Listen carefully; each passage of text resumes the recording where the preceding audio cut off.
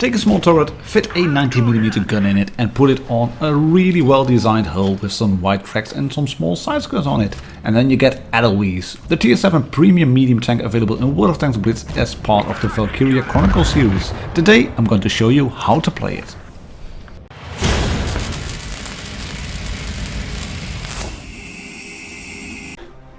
Yes, welcome back ladies and gentlemen, Tankers of Blitz Universe to the channel. My name is martindogger and today I'm going to take a look at this jack of all trades, the very versatile Edelweiss. A medium tank and the main tank as it is known on the Valkyria Chronicles, the main tank of Squad 7.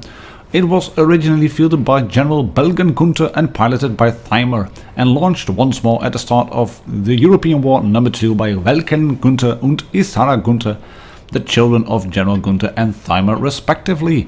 It features a 360-degree rotating turret, fully automated loading system and other innovations completely revolutionizing tank technology. And despite its age, it was among the first to use angle plating and other emergent concepts, yielding high performance from an early test stage. Blah blah, a lot of stuff about it. It's a completely made up tank. But it's a tank that is available in WoT Blitz, and as far as medium tanks go, it's a fairly good one actually. I'm not a fan of the anime tanks. I've noted that in the other reviews I've done on the tanks, I am not a fan of the 047. I'm not really a big fan of the Helsing nor the Dracula because they are blatantly OP and they should be changed for that. Maybe not. Yeah, let's not get into that can of worms. But this tank, as far as medium tanks go, it is a really good one, and I have 3 full games for you to show. This one is on Canyon as a top tier. We have another top tier game on Castilla, and one on, what is it, Dead Rail? Yeah, we're bottom tier and we are on Dead Rail. Full stats and numbers available as per usual, and of course we will also have the armor profile. Because there's one thing you have to watch out for in Edelweiss. I have found out that the armor profile is less effective than you would think if you look at the tank itself. It has a rounded front, as you can see. It seems to be based, I think, on a Panzer III. It has that hull front, it has the wheels of a Panzer III. But all in all, yeah, it's not as well armored as the looks would make you feel it is. And it's something you have to take into account when driving the tank. You can side script in it, but not really good. Your gun is good, but it's not brilliant. It is just, it looks German, the tank, but it kind of plays like an American one. It does a lot of good stuff. The things that it does are fairly good, but it doesn't really excel at anything, except maybe for hill fighting, slight bit of gun depression. You have 8 degrees of gun depression, which works well on terrain like this. Lovely little shot on this bulldog, if I may say so myself, so I'm going to do that. But yeah, if you can get it into a position like I was there on the middle of Canyon, then you can do fairly good things. I've captured B, obviously, which will give me supremacy points easily. But it's just a versatile medium. And on that basis, I like playing the tank, even if I am not a fan at all of anime tanks. But it's a versatile medium, and I like medium style of gameplay. And once I got past the fact that I was driving a fictional or fake tank, I really started enjoying it. And it looks actually pretty good with all the bags on it and some belts on the side of the turret and packs on the fenders on the left and the right hand side, looking pretty good. And it's actually quite a good credit earner as well, as you can see from the results screen here. Of course 21k from a mission, but still 70k total. Up next, stats and numbers. And I've decided to add the Edelweiss together with a Panther intended Dracula T23E3 and the Rudy, because those are premium mediums as well, a tier 7. And then add them to the list with the Comet and the VK3002D, because I think the VK3002D with the 8.8mm gun, that's more or less the same tank as the Edelweiss. That one has better armor, I think, because it's angled on the sides and the front. And like I said, the armor profile on Edelweiss isn't really that good on the front. But you can see it has an 8.8 centimeter Kampfwagen Kanone 36L56 on the VK3002D and a 19mm version E/L56 on the Edelweiss. For all intents and purposes, that's pretty much the same gun, I think. That also gives you a bit, not really good penetration on AP. I was thinking, right, 150, that's really bad. But then again, Rudy has only 144, Combat has only 148. And if you switch to APCR, you can see what's going to happen here. Actually pretty good. 210. Not that whopping 237 of the Dracula. But all in all, not bad in the gun department. In the gun handling, there could be some improvements. You have good aim time. Dispersion, middle of the pack. Dracula is far worse. VK3002D is worse. Combat is far better, but the rest, pretty much the same. Movement upon rotation, not bad. Gun depression, -8, will work just fine.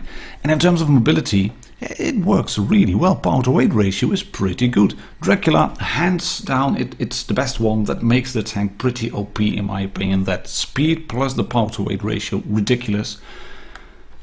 But if you look at the other tanks, disregarding of course the Dracula, Edelweiss is pretty mobile.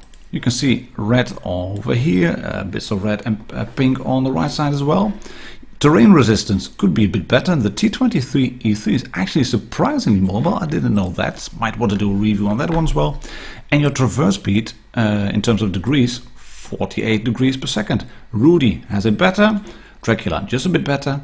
But it is a mobile medium. And provided you take care in putting yourself in a position where you can get shot, you only have 90 mils on the front, and that's just not a lot really. And it is a rounded sheet, but it doesn't really bounce well, and I'm going to show you just that in the armor profile.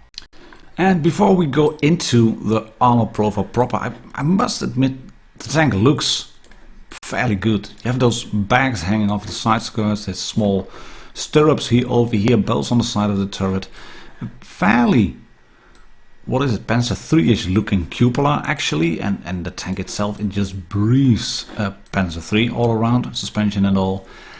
And this kind of made me think, this rounded front over here kind of made me think, right, this is a nicely armored tank, it has a rounded shape, it will bounce a fair few shots. No, not so much. As you can see, this is from the perspective of a Panther 1, which means it is a really good gun.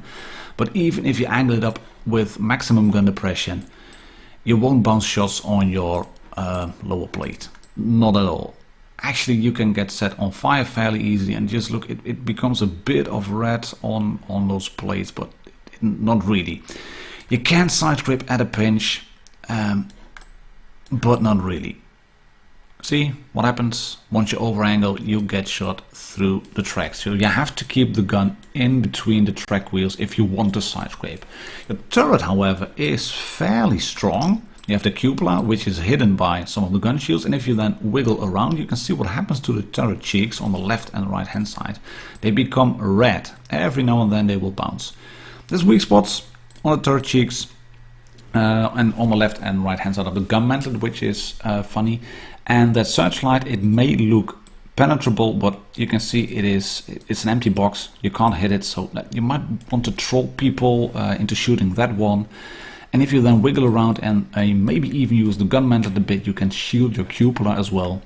So you have to take this tank hull down, and you can side scrape against lower tier tanks, but against top, if you're on bottom tier against tier 8, you just won't survive. It will go through every single time. And the side skirts you do have, they are spaced armor, as you can see. But it's only 5 mils, and they don't even cover the entire side of the tank. So yeah, won't really work in that regard. It is not a tank where you can get away with getting shot easily. You have to play it in a support role, but it can do a lot of good things because it has a 90mm gun, which does 225 alpha. So yeah, let's dive into some more gameplay and see how to play the tank properly.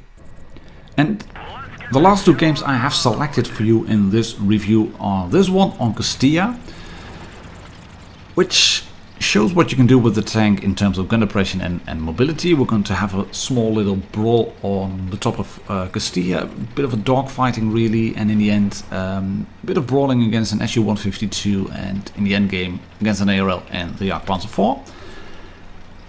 And the last game will be the ace game, and that will show the problems with the tank against a really determined tier 8 enemy. You can see, mobility wise, you can go up easy enough, no problem there. I did manage to hit that tank. You can see knockdown, enemy hit, lovely stuff. Gonna try again. No ribbons, right, I'll move off. Great stuff. I'm going to do a full video on ribbons and on my thoughts on it and on how to improve them as well, because I think the ribbons are, it's brilliant to have that in the game, and Wargaming could adapt it even a bit more. Am I trying to spot that SU-152? I managed to, and even hit him, I think. No, one didn't hit him. I managed to spot a few more tanks. Right, there is the KP-1S over there. And there's the 8 degrees of gun depression that can work just fine. It's not brilliant. -10 would have been better, but -8, very good for spots like this. And you can see, if you are careful in shooting, tanks will maybe just magically drive around. You can shoot them in the butt with HE for a bit more in terms of damage done. But we're losing tanks on the left flank. I'm keeping an eye on the minimap. I am aware of what is down there. We have that KV-1S there. Well, wasn't a brawl with other tanks actually, but it was me being sensible and trying to get shots off without getting shot in return. I'm happy to, would have been happy to take that shot from the KV-1S. We bounced one, luckily. Don't know where actually. I think it was, it was on my tracks. It's easy to see there, but yeah, risk and reward go hand in hand. If you take some risks with the tank, then you might get rewarded. I've had it with a Batchet where I managed to bounce a shot from a Death Star basically on my tracks, or at least I got hit. I lost health from him hitting me, but he hit me with hash on my tracks, so he did, was it 400 HP instead of a full roll? Happy days. I'm not complaining on this one. Same here, I'm not complaining on getting shot on the tracks and then blocking 400. So time now to move in and hopefully wrap up. But we have some work to do on this one, the SU-152. Oh, hello, there you are. I'll just drop down very quickly. Right, there it is. 376. There was an HE shot on the tracks. I am popping the adrenaline. I'm shooting him. And I know I can't make it to his side. He would have been able to shrug me off and then blast a big shell into me. So that's why I decided to move around. He missed his shot and he gets taken up by me, or the T-34, I'm not sure. Yeah, it was me. Lovely stuff. Again, risk and reward. I could have moved past that SU-152. Probably, maybe it would have worked. But then again, he was moving up, and it could have well been that I was moving towards the ARL or the Jagdpanzer IV, or I would have gotten shot somewhere in the butt or on the tracks. And there is a little angling. Can work if you keep moving, and I get tracked again because I angle correctly. And now I'm going to brawl this Jagdpanzer IV, track him in place, move past him, ram into him, lose 64 health. But again, a little side scraping can work.